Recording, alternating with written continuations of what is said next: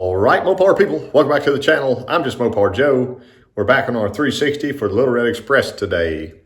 We're going to try to button up the bottom end, maybe get our heads put on, measure for push rods, and keep pushing forward on a little hot small block. Last week, but I got the oil pan, front cover, and our heads painted.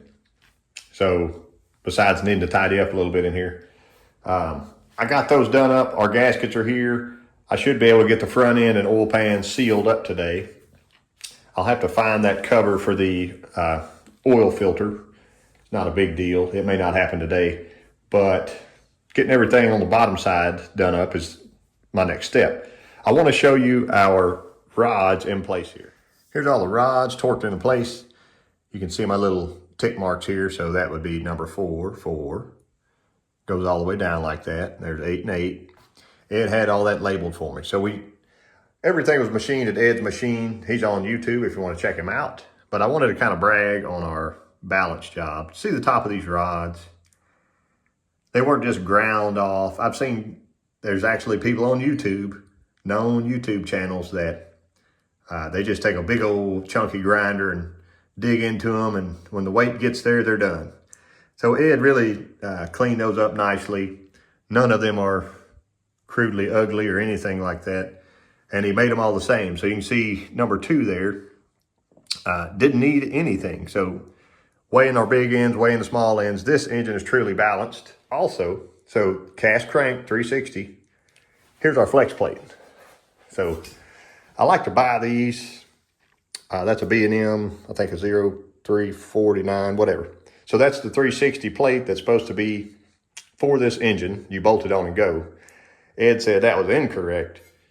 And see here, he had to shave more of that kind of pie piece off. So instead of having weights on the converter, it'll now have this flex plate bolted on here. Everything's balanced together. You could put on about any converter that you want. SFI approved. It won't matter here, but that's just how they sell these. But it's a new design. So he pulled out one of his old, I guess an old B&M flex plate from 20 or 30 years ago, and they had actually added metal to the new one. I don't know why. Maybe they were trying to use it for a Magnum and a LA, I don't know. But there's a little mod that he had to do. So neat piece. Let's push on. Okay. So last video, I degreed this cam, showed you a lot of bottom end install stuff. There's our oil again. And the one good thing I like about AMSOIL so far, some people love it, my timing chain is inside of this oil jug. So I got to dig it out of there or cut it out of there. I wanted it to soak to get in all the links of the chain because it has rollers. This is a true roller chain. You wouldn't have believed it if you didn't see it. I'm going to set it down before I lose it.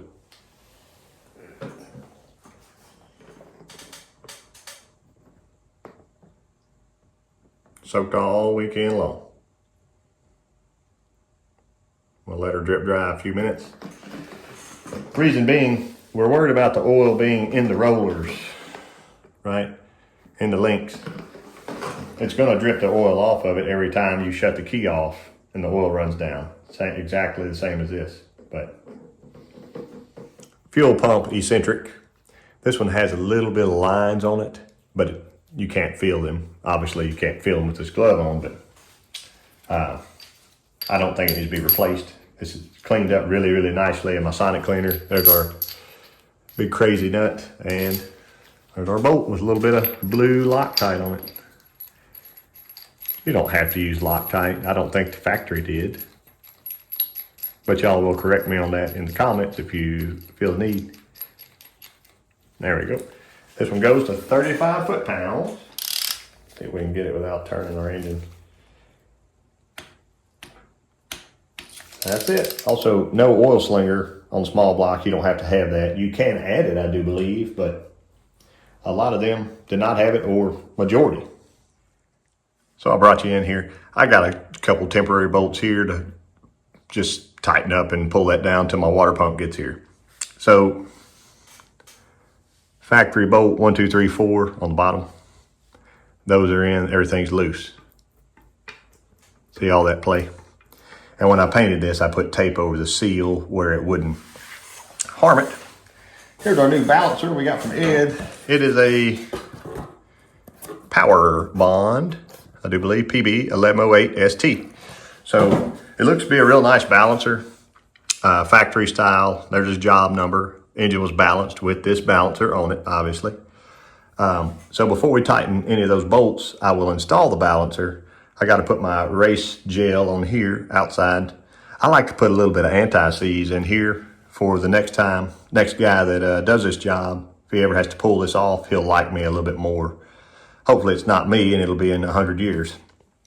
And then I'll do my little blue Loctite on our bolt. Easy peasy.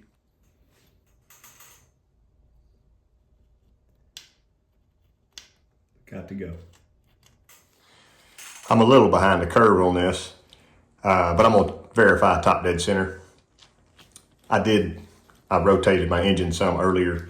This dude turns pretty easily, so I was doing something, I don't remember, putting the balancer on to install or whatever, but right now our zero's off. So I've just got my deck bridge.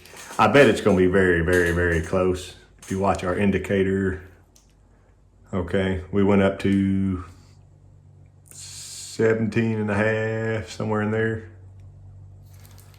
Right now I'm on zero. I'm not gonna re-zero that. I'm just gonna watch it.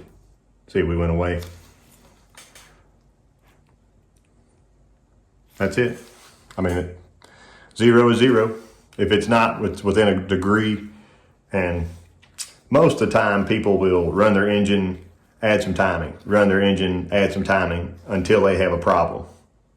Or if you have a dyno or a racetrack or whatever, then you run your engine until it stops making power, back it up a little, that sort of thing. I think we're very, very, very close. I like our balancer. I did not put the bolt in, the bolt that I found, which I don't remember if I even sent Ed a bolt, because he has bolts and whatever else. The bolt that I had didn't feel happy screwing in. It made it about a quarter inch in and got kind of hard. So I'm gonna get us a new bolt. There's no need to put junk on this nice new Little Red Express engine. I try to make it a little bit nicer on the inside just because we got a little bit of performance going on here. So I took my burr, went in and just chamfered that hole out. So this is actually the inlet of the pump where we screw our pickup in. And on it, I don't know if I can get my pinky through there or not, it was necked way on down. Let me see if it'll focus. There we go. So where it was necked down, I took my burr bit and went in there and went around and around and around and opened her on up. So now we got a nice straight shot. See, there's still a little bit of shoulder left there. That's fine. Most of what I took out was on that wall and kind of the roof of that. So think of that like a port.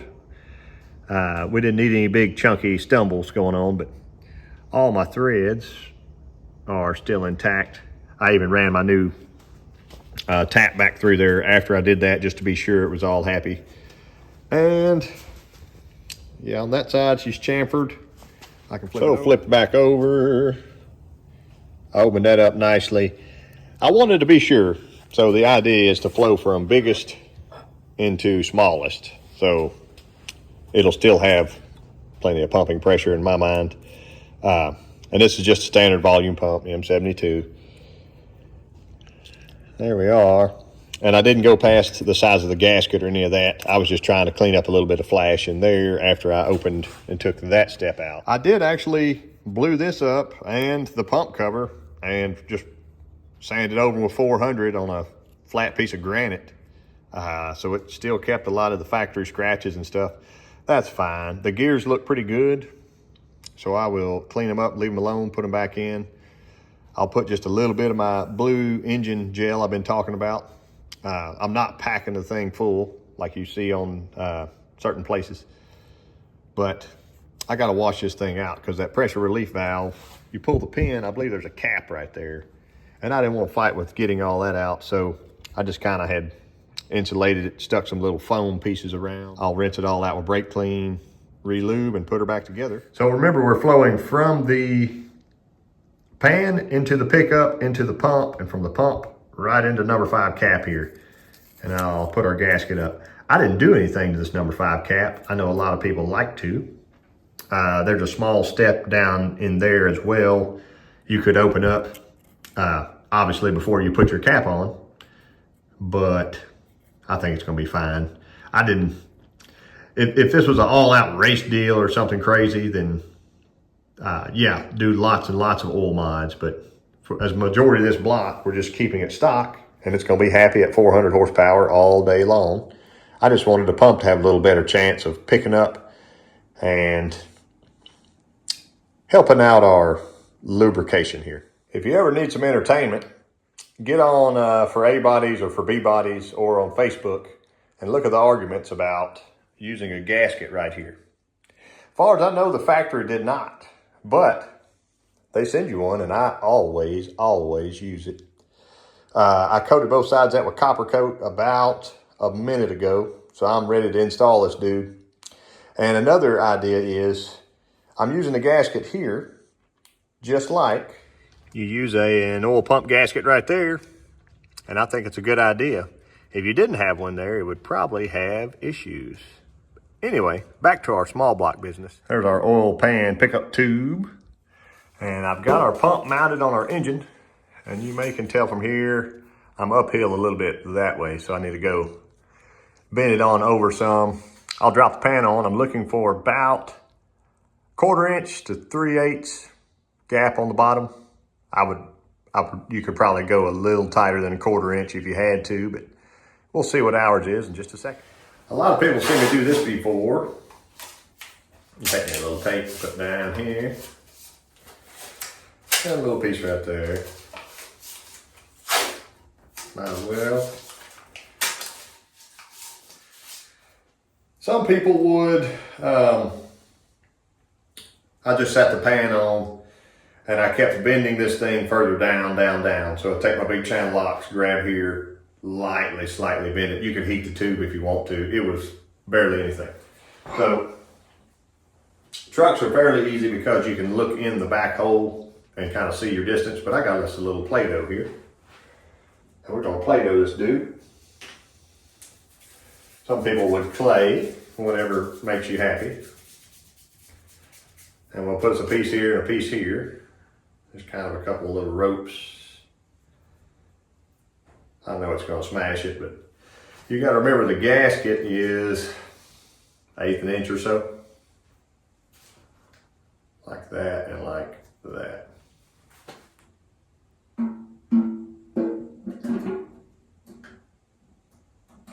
Oh yeah.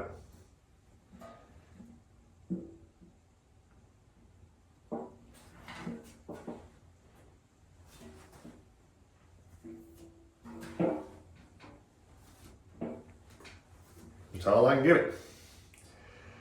Lift and separate.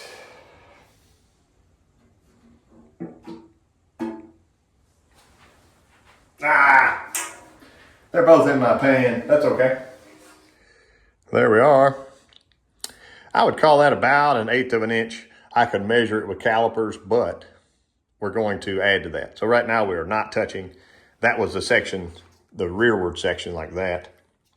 Our front section is plenty good. And if I wanted to, I could try to tweak it a little. Not even worth it. We can move on with our lives. Here's our little small block heads. So I've got a video on porting these, and also Ed's got a lot of work in these with the valves and everything else. I got to pop a couple valves out, put my test springs on real quick, and we'll see what they're all about. I've got them painted also KBS blue, but check out a port if you'd like. I do believe Ed was the one who shaved our bumps in the top. I had kind of left those and had kept moving on, but they definitely look better now. And we'll flip over, look at our intakes. And before that even, there's our chambers. Chambers are polished up nice. This is a Chevrolet valve set, I do believe. And I'm not sure if Ed put it out on the channel or not, but they're 191 Chevy valves. So you could buy the whole kit. And he actually retrofitted them into these heads. So if you'll recall, this is a 587 casting. There you go.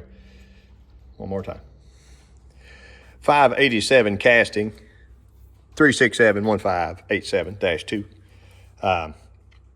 So they're not an X head, they're not a J head, but they can definitely make power. So if you'll remember my buddy Ross with his red Challenger, it runs 690, 7.0s, typically, good weather. It's a 408, it's got these exact same heads on there. So I've got a video about him if you want to check it out. But yeah, there's our valves. I'm gonna get those popped out. And there's a good angle to be able to see all the push rod clearancing this thing took. It was quite a bit. I realize it's gonna be difficult to see here, but I'll try anyway. There's our little intake work, cleaned up nicely both directions. And I went out to the push rod pinch kind of as far as I thought I could. I may have left some even for Ed to do. You just get nervous. There's no need to sleeve a push rod tube for a street truck, but all that casting stuff's gone out of there. Looks better. Now to the valve job. There's a little shot of our valve job. And some more port work. You can see there's a little rust in there. Mostly because these are cast iron heads, and you'll have that. I felt pretty good about it. You can see where he was able to cut through and blend my porting into his valve job, so that's nice. All good. There's exhaust, and there's our valves. Boom and boom. I'll get our checker springs on, and we'll see some stuff. So now I got it set up to check the piston to valve clearance. I shouldn't have an issue. These are off-the-shelf pistons. They are 2.5 to 3 thousandths out of the hole, so that made me a little concerned. I've got 1/6 Harlan Sharp rockers here, so that made me a little concerned, but hopefully you can notice our crazy lifter angle. So that's at max lift right now. My checking push rod is ugly as sin. I did not own one that was that short. This is like 6.5 inches or something. I got to write it down and remeasure it, but I'll get his push rods ordered today. But that's max lift. It looks pretty good up here at the valve. Hopefully you can tell that. Like, there's no real crazy angle there, but all the crazy angles down here in the lifter. And that's just how it is. That's centered in the cup. We are going with 5/16 push rods instead of this is a 3/8 that I had to check here, but it's nice and clear of the walls, so that's all good. I didn't want to bolt the heads down yet until I get my push rods here, because if I can, permanently torque them down, let me say, I wanted to go through and check with my rockers and be sure I had clearance everywhere, because if I'm rubbing, I shouldn't have any rub issues because they've already been clearanced, and Ed has mocked this up, but in case something funny happens and say that one right there rubs, I'll be able to pop the head right off with 10 bolts instead of untorquing it. I can take it to my workbench and then I can clearance it more there versus having to do it on the engine. So that's my good idea of the day. Also, I don't want to put the heads on, intake on without being able to see my lifters. I want to see whenever I prime my oil pump, what everything looks like inside of here. So I'm kind of at a stopping point here. I can show you, I got to order my studs for these rockers. As far as piston to valve goes, I've got a mile. So step one, I realized the lifter itself is depressed because it's a hydraulic lifter. So I'm going to take that pressure off with my thumb until, see, I'm loose and right there, excuse me. Basically right there. So I'm on 80. Here's my piston to valve. So that's over 100, and then it keeps going. My indicator stops reading at that point. So it's got a mile of room there. I shouldn't have been concerned, but if I didn't check it, that would be an issue. I can do exhaust next, get it over with. But I did go ahead and step in to my computer and check the compression ratio on this. So putting all of our stats into the calculator, I like the gofastmath.com one. And I'll bounce back here. Here's our cam card. They want to know that intake valve closing there. What's that number? That's 37.5. I put that in our calculator. Our static on this engine is 9.591, so we're a little over 9.5, which gets a little sketchy on pump gas. It was actually a little bit higher when I was going to go with the Felpro gasket, which is what I have locked in here now. Gasket 855 3 PT.